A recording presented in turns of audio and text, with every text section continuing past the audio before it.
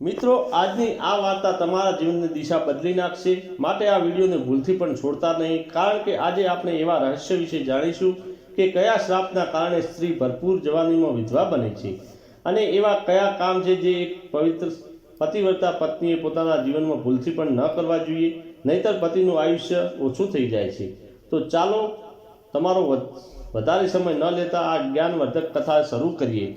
એક વખતની વાત છે જ્યારે ભગવાન વિષ્ણુના સૌથી મોટા ભક્ત અને ત્રણેય લોકમાં ફરવાવાળા દેવર્ષિ નારદ જ્યારે પોતાની વીણા હાથમાં લઈને આકાશ માર્ગમાં નારાયણ નારાયણ કરી રહ્યા હતા અને ફરી રહ્યા હતા, ત્યારે તેમણે આકાશ માર્ગમાં ઊભા રહીને ધરતીલોકમાં એક તરફ નજર નાખી તો જોયું કે ધરતીલોકમાં એક સુંદર બગીચામાં કેટલીક સ્ત્રીઓ ફૂલ તોડી રહી હતી। તે બધી સ્ત્રીઓ દેખાવમાં લગભગ એક જ ઉંમરની લાગી રહી હતી અને તેમના ચહેરા પર યુવાવસ્થા લક્ષણો સ્પષ્ટ હતા, પરંતુ દેવર્ષિ નારદજીએ જ્યારે ધ્યાનથી જોયું તો તેમને એક વિચિત્ર વાત દેખાઈ કે તેમાંથી એક સ્ત્રીના માથા પર સિંદૂર નહોતું।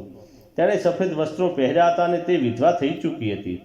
તે સ્ત્રી ખૂબ જ ઉદાસ દેખાઈ રહી હતી અને પોતાનું દુઃખી જીવન વિતાવી રહી હતી અને તેના ચહેરા પર ખૂબ ઊંડી પીડા અને વેદનાના ભાવ હતા। જ્યારે બીજી બાજુ બાકીની જે ઉંમરની બધી સ્ત્રીઓ પોતાના માથા પર સુહાગનો શણગાર સજીને બેઠી હતી, તેમના માથા પર સિંદૂર, ગળામાં મંગળસૂત્ર અને હાથમાં બંગડીઓ શોભતી રહી હતી અને તે બધી પોતાના પતિઓની સાથે ખુશ શાંતિથી પોતાનું જીવન વિતાવી રહી હતી અને તેમના ચહેરા પર ખુશી અને સંતોષના ભાવ સ્પષ્ટ હતા। આ અદ્ભુત અને વિચિત્ર દ્રશ્ય જોઈને દેવર્ષિ નારદ મનમાં ઘણા પ્રશ્નો ઉઠવા લાગ્યા કે આ બધી સ્ત્રીઓ લગભગ એક જ ઉંમરની છે, એક જ સમયે લગ્ન થયા હશે, તો પછી એક વિધવા કેમ અને બાકીની સુહાગન કેમ છે? આ રહસ્ય જાણવાની જિજ્ઞાસા ભરેલા દેવર્ષિ નારદ સીધા પહોંચી ગયા પાપ પુણ્ય હિસાબની માણસનો દંડ આપવાવાળા અને ધર્મના રક્ષક દેવતા યમરાજના વિશાળ દરબારમાં અને યમલોકના ભવ્ય દરબારમાં પહોંચીને દેવર્ષિ નારદે ખૂબ જ નમ્રતાથી કહ્યું કે હે ધર્મરાજા, હે ન્યાયપ્રતિ દેવતા, આજે હું તમારી સમક્ષ કેટલાક મહત્વપૂર્ણ પ્રશ્નોના જવાબ જાણવા હેતુથી આવ્યો છું અને મને આશા છે કે તમે મારી જિજ્ઞાસા જરૂર શાંત કરશો। ત્યારે ધર્મરાજા પોતાના સિંહાસન બેસતા ખૂબ જ શાંત અને ગંભીર અવાજમાં કહે છે કે હે દેવર્ષિ, હે ત્રિલોકના ભ્રમણ કરવાવાળા ભગવાનના પ્રિય ભક્ત, તમે કહો તમારે તે કયો પ્રશ્ન છે? જો હું તમારા પ્રશ્નોનો જવાબ આપવામાં સમર્થ હોઈશ તો હું ચોક્કસ તમને તેના વિશે વિસ્તારથી જણાવીશ, કારણ કે તમારી શંકાનું સમાધાન કરવું મારી ફરજ છે। ત્યારે દેવર્ષિ નારદજી પોતાની વાત આગળ વધારતા કહે છે કે હે ધર્મરાજા, ન્યાયના દેવતા, આજે જ્યારે હું પોતાની વીણા લઈને આકાશ માર્ગમાં ફરી રહ્યો હતો, ત્યારે મેં ધરતી લોકમાં એક ખૂબ જ વિચિત્ર અને આશ્ચર્યજનક દ્રશ્ય જોયું કે એક સુંદર બગીચામાં કેટલીક સ્ત્રીઓ ફૂલ તોડી રહી હતી। તે બધી જ દેખાવમાં લગભગ એક જ ઉંમરની હતી અને લાગે છે કે તેમનો જન્મ પણ એક જ સમયે થયો હશે, પરંતુ હે ધર્મરાજા, તેમાંથી એક સ્ત્રી વિધવા થઈ ચૂકી હતી, તેના માથામાં સિંદૂર નહોતું અને તે ખૂબ જ દુઃખી હતી અને ઉદાસ દેખાઈ રહી હતી। તેની આંખોમાં આંસુ હતા અને તે કષ્ટભર્યું જીવન જીવી રહી હતી। જ્યારે બીજી બધી બાકીની તે જ ઉંમરની બધી સ્ત્રીઓ સુહાગણ હતી અને પોતપોતાના પતિઓની સાથે ખૂબ જ ખુશ, શાંતિ અને સમૃદ્ધિથી જીવન વિતાવી રહી હતી। આ વિચિત્ર દ્રશ્ય જોઈને મારા મનમાં પ્રશ્ન થયા છે અને મારા તમારી પાસેથી બસ 3 મહત્વની વાતો જાણવી છે કે મારો પહેલો પ્રશ્ન છે કે આખરે એવી કઈ સ્ત્રી છે જે સમય પહેલાં જ વિધવા થઈ જાય છે અને પછી આખી ઉંમર દુઃખી અને કષ્ટભર્યું જીવન વિતાવે છે? મારો બીજો પ્રશ્ન કે કેવા પ્રકારની સ્ત્રી છે તેના જીવનમાં ક્યારેય સુખ, શાંતિ અને સમૃદ્ધિ નથી મળતી? અને મારો ત્રીજો પ્રશ્ન એ છે કે તે કઈ ખાસ વસ્તુ છે જે એક પત્ની પોતાના પતિના વારંવાર માંગવા પર પણ પોતાના પતિને ક્યારેય નથી આપતી અને ન આપવી જોઈએ? આ રીતે દેવર્ષિ નારદના 3 ઊંડા પ્રશ્નો સાંભળીને યમરાજ હસતા હસતા કહે છે કે હે દેવર્ષિ નારદ, જ્ઞાનના જિજ્ઞાસા, તમે જે સ્ત્રીઓની વાત કરી રહ્યા છો તેમાંથી એક સ્ત્રી ખરેખર સમય પહેલાં જ વિધવા થઈ અને દુઃખી જીવન જીવી રહી છે અને બાકીની સુખી છે। તો તમે એ જાણવા માંગો છો કે આખરે એવું કેમ છે અને આનું રહસ્ય શું છે? તો સાંભળો હે દેવર્ષિ, હું તમને આ બધા અઘરા પ્રશ્નોના જવાબ એક ખૂબ જ રસપ્રદ અને બોધકદાયક કથાના માધ્યમથી આપવા માંગુ છું અને આ કથા ખૂબ જ ધ્યાન અને એકાગ્રતાથી સાંભળજો, કારણ કે આ કથા ફક્ત એક વાર્તા નથી, પરંતુ જીવનનું સત્ય અને યાદ રાખજો કે જે વ્યક્તિ અડધી અધૂરી કથા સાંભળે છે તેમને અધૂરું જ જ્ઞાન મળે છે.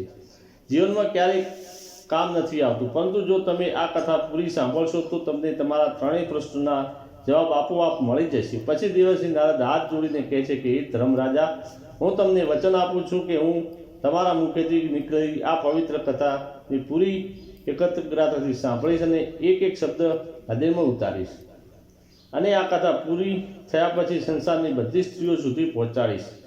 નારદની વાત સાંભળીને યમરાજા કહે છે કે હે દેવર્ષિ નારદજી, સૌથી પહેલાં હું તમને તે પવિત્ર પતિવ્રતા સ્ત્રીની વિગતવાર વાર્તા સંભળાવવા માંગુ છું, જે સુહાગણ બનીને ખુશી જીવન વિતાવી રહી છે. તે સુહાગણ સ્ત્રીઓ બીજું કોઈ નહીં પરંતુ કૌશલ દેશના મહારાજાના એક સાધારણ નોકરની ધર્મપત્ની છે. તે નોકર આમ તો ગરીબ હતો, પરંતુ તેનું હૃદય વિશાળ અને પવિત્ર હતું. તે નોકરને પોતાની પત્ની પર પૂરો અને અતૂટ વિશ્વાસ હતો. તે હંમેશા કહેતો કે મારી પત્ની એક સાચી ચરિત્રવાન પત્ની, પવિત્ર અને પતિવ્રતા સ્ત્રી છે. તે નોકર નગરમાં દરેક પાસે પોતાની પત્નીના વખાણ કરતો અને ગર્વથી તેના ગુણગાન ગાતો હતો. ધીરે ધીરે આ વાત આખા નગરમાં ફેલાઈ ગઈ અને લોકો વાતો કરવા લાગ્યા કે કૌશલ નરેશના નોકરની પત્ની સતી સાવિત્રી છે. આ વાત ફેલાતા ફેલાતા રાજાના દરબારમાં પહોંચી હતી. ત્યારે રાજાએ પણ જિજ્ઞાસા થઈ અને તેમણે તે નોકરને દરબારમાં બોલાવ્યો. જ્યારે નોકર હાજર થયો તો રાજાએ ગંભીરતાથી પૂછ્યું, હે કામદાર, મેં સાંભળ્યું છે કે તું બધાને કહે છે કે તારી પત્ની ખૂબ જ પતિવ્રતા છે, તો શું ખરેખર સાચે તારી પત્ની ચરિત્રવાન છે? શું તને પૂરો વિશ્વાસ છે કે તે તારા સિવાય કોઈ પારકા પુરુષને આંખ ઉઘાડીને પણ નથી જોતી? શું તારી પાસે આ વાતનો કોઈ પુરાવો છે? રાજાની વાત સાંભળીને નોકરે મક્કમતાથી કહ્યું કે હા મહારાજ, મને મારી પત્ની પર પૂરો વિશ્વાસ છે. સાચી પતિવ્રતા છે અને તે મારી સિવાય કોઈ પુરુષને નથી જોતી. નોકરો સિવાય જોઈને દરબારમાં બેઠેલા દરેક ચતુર અને અનુભવી મંત્રીએ કટાક્ષમાં કહ્યું, માફ કરજો મહારાજ, પણ આવું તો બની જ ન શકે. કોઈ સ્ત્રી બીજા પુરુષને જુએ જ નહીં, આવા અશક્ય છે. આ નોકર ખોટી વાતો કરે છે. પછી મંત્રીએ અહંકારમાં આવીને કહ્યું, મહારાજ, જો હું આ નોકરની વાત ખોટી સાબિત કરી દઉં તો આ નોકરને શું સજા મળવી જોઈએ?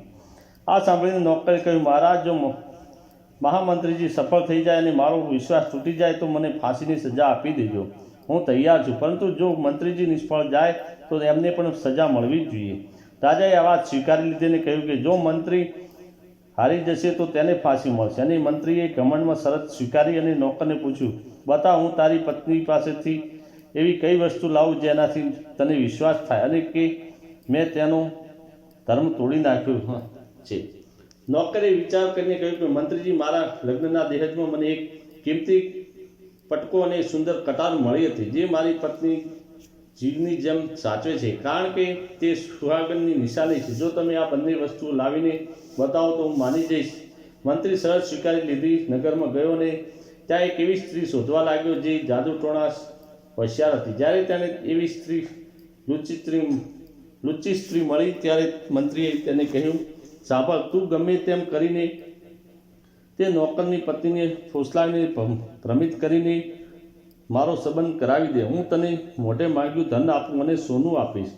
પેલી જાદુગર સ્ત્રી વિચારમાં પડી ગઈને બોલી, મંત્રીજી, આ કામ સહેલું નથી, કારણ કે તે સ્ત્રી સાચી પતિવ્રતા છે, તેને ધનની લાલચ નથી. જો હું આવું કરીશ તો લોકો મને મારી નાખશે. મંત્રી ડરી ગયો અને આજીજી કરવા લાગ્યો. તો પછી ઓછામાં ઓછું એક નાનું કામ કરી દે. તેના ઘરમાં જઈ પેલો પટકો અને કટાર ચોરી લાવ, અને જો તેના શરીર પર કોઈ ખાસ નિશાની કે તલ હોય તો એ મને જોઈને કહેજે, હું તને માલામાલ કરી દઈશ. ધનની લાલચમાં આવીને તે જાદુગર સ્ત્રીએ તૈયાર થઈ ગઈ અને તેણે એક ઘરડી ડોશીનો વેશ ધારણ કર્યો, સફેદ વાળ અને કરચલીઓ બનાવી અને નોકરના ઘરે પહોંચી ગઈ. જ્યાં જઈને તેણે નોકરની પત્નીને પ્રેમથી કહ્યું, બેટા, હું તારા પતિની ફઈ છું અને ઘણા વર્ષ પછી મળવા આવી છું. ભોળી પત્નીએ તેને સાચી ફઈ સમજીને ઘરમાં રાખી અને ખૂબ જ સેવા કરી, પણ તે નિર્દોષને ખબર નહોતી કે આ સ્ત્રી કપટ કરવા આવી છે. થોડા દિવસ પછી જ્યારે નોકરની પત્ની સ્નાન કરવા લાગી ત્યારે તે પેલી લુચ્ચી સ્ત્રી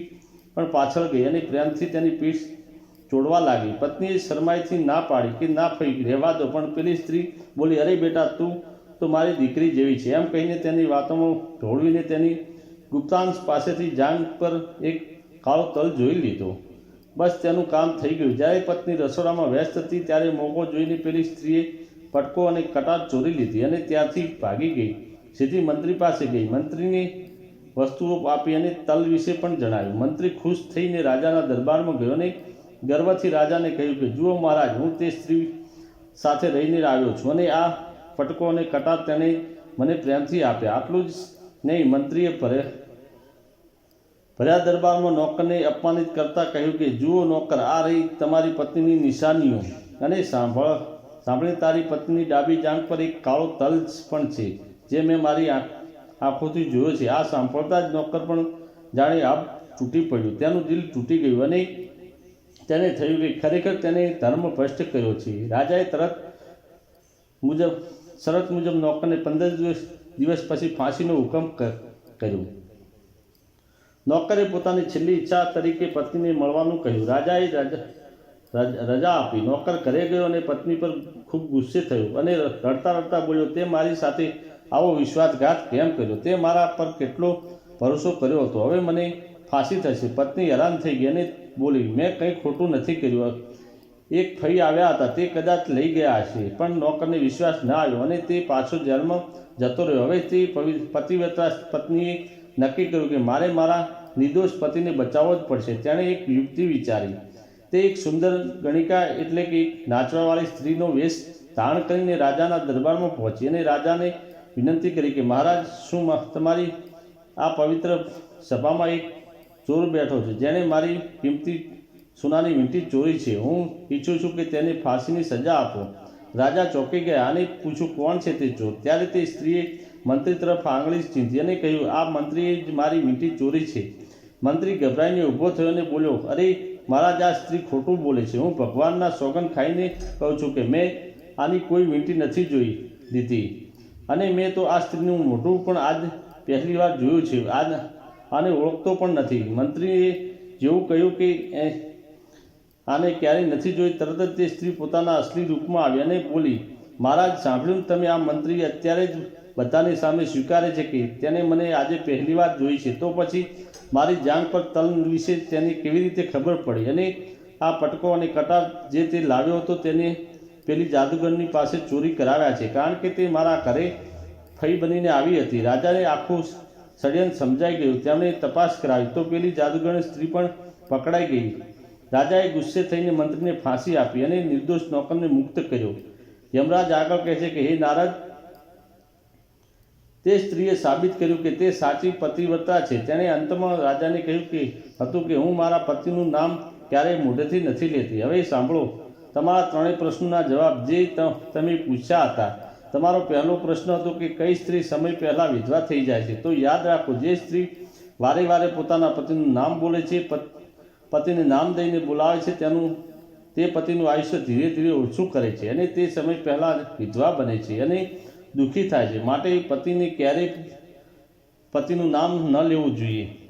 બીજો પ્રશ્ન એ હતો કે સુખ નથી મળતું, તો જે સ્ત્રી પતિની રજા લીધા વગર, પૂછ્યા વગર ગમે ત્યાં ચાલી જાય છે, તે જીવનમાં ક્યારેય સુખી નથી થતી. અને ત્રીજો પ્રશ્ન હતો કે પત્નીએ શું ન આપવું જોઈએ? તો પત્નીએ પતિને માંગવા છતાં ક્યારેય ગાળ કે અપશબ્દ ન આપવા જોઈએ. જે સ્ત્રી પતિને ગાળો બોલે છે તે નરકમાં જાય છે અને તેનું ઘર બરબાદ થઈ જાય છે અને તે જલ્દી વિધવા બને છે, કારણ કે અપશબ્દો પતિનું આયુષ્ય ઘટાડે છે. આ જ્ઞાન સાંભળીને નારદજી ખૂબ જ પ્રસન્ન થયા અને યમરાજનો આભાર માન્યો કે ખરેખર જ્યાં પતિવ્રતા સ્ત્રીઓ હોય ત્યાં લક્ષ્મીનો વાસ હોવો છે.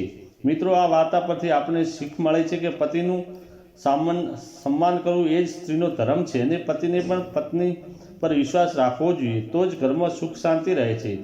જો તમને આ વિડીયો અને આ પવિત્ર કથા પસંદ આવી હોય તો કોમેન્ટમાં જય શ્રી કૃષ્ણ લખવાનું ભૂલતા નહીં અને આવી ધાર્મિક કથાઓ સાંભળવા માટે ચેનલને અત્યારે જ સબસ્ક્રાઈબ કરો. જય શ્રી કૃષ્ણ. હર હર મહાદેવ.